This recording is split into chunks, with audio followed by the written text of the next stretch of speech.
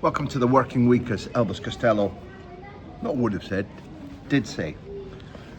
Here are the papers for you in a short version. That's Diario AS and Rafinha's Super Cup.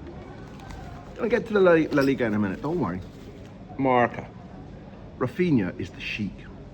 Okay, baby. And Sport, the Catalan paper, riffing on Mescal Club. More than champions. This paper, being Catalan, gives the Super Cup 15 pages. Marca, home of Madridismo, but also still a very good read, very comprehensive. Gives it 9 pages. Surprisingly, a very thin Diario AS, also based in Madrid, also with their head of editorial operations being the #1 guy who's most plugged in to Florentino Perez. A thin paper, but they give it 11 pages. The themes vary. Just in case you're petrified about him, Xabi Alonso doesn't get a beating with a big stick, which is rare given how much there was the scent of blood in November and December. I talked to you about feeling that things were changing. Briefings from the top of the club, attitude of the players, Xabi Alonso's behaviour. There's a good deal of what I used to love about the Spanish media, admittedly back in the 80s and 90s. Analysis. Don't use the A word in public. But there's analysis of what caused him to use 3 centre-halves without the wide players being out-and-out wing-backs.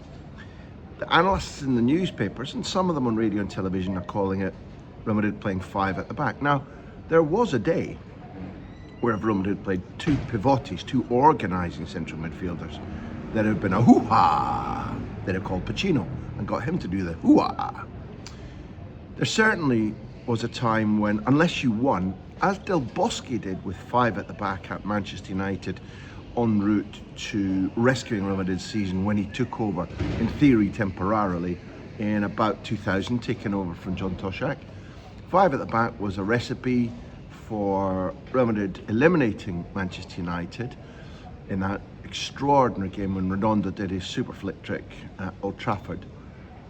It's not unheard of, but it's disapproved of, and therefore Xabi Alonso not having won, I guess, for close, seasoned Madrid watchers, you look at it and think, well, where was the big stick that they were all so willing to wield before? There are descriptions which say he went back to the Mourinho, he went back to the Capello style, the Capello and Mourinho idea. Now, I'm a fan of Capello. I'm on record as not being a fan of Mourinho, the person, for any money.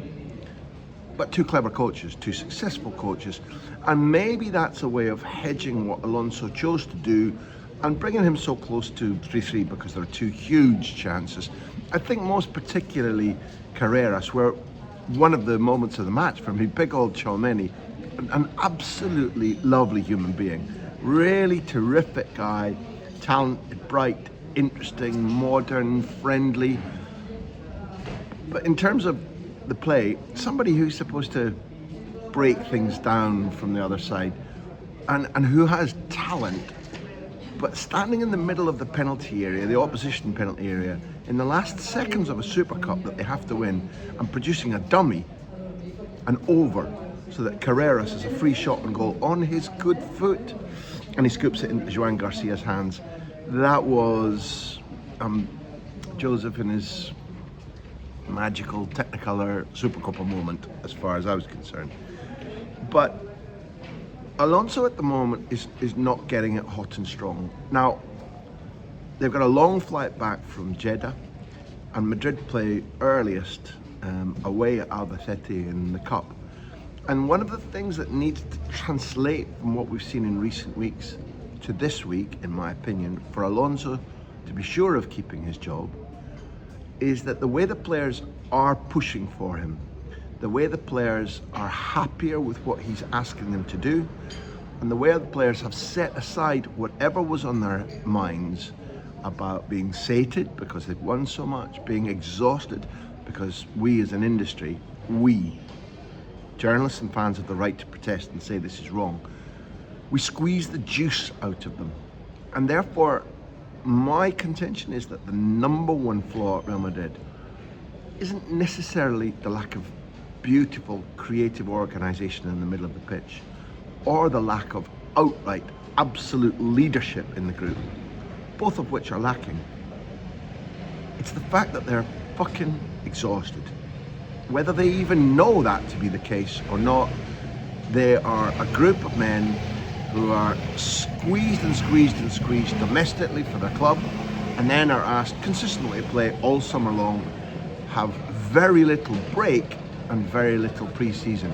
You've heard this from me before. I'm not going to stop saying it because it is the fundamental truth.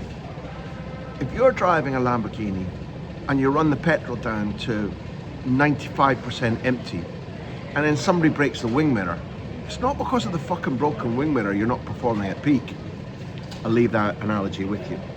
So look, Barcelona come home, play on Thursday night up in wintry, windy, potentially nasty Santander against Racing.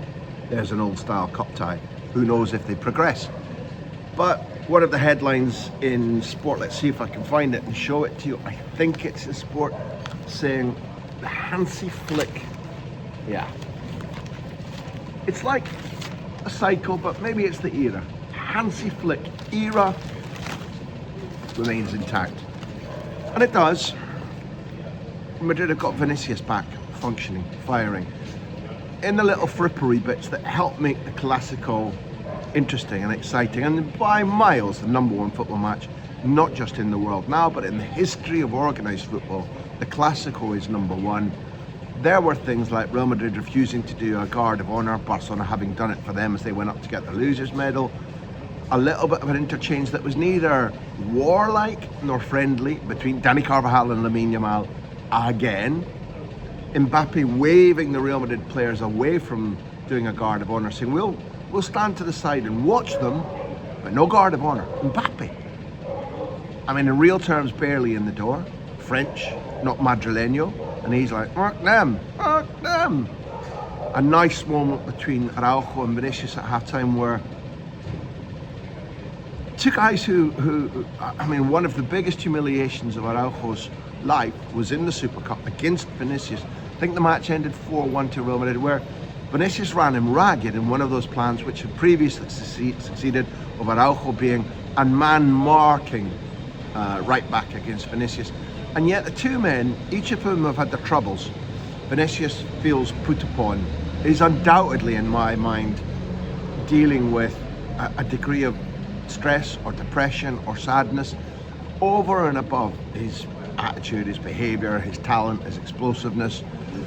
This is a man, in my opinion, who is suffering and has been suffering for several months. Araujo suffered something that was super acute, felt that he was breaking down, took a rest for his own mental health. That really has helped, and comes back to address his squad by Flick's admission in saying, lads, this is what's been going on. By Flick's admission, is received brilliantly, is received with support and kindness. And then there's a mini Abidal, Wembley 2011, as I mentioned last night live on Substack, whereby the senior players insist on Araujo raising the trophy at the end of the night. For the moment, maybe that's enough Supercopa. For the moment.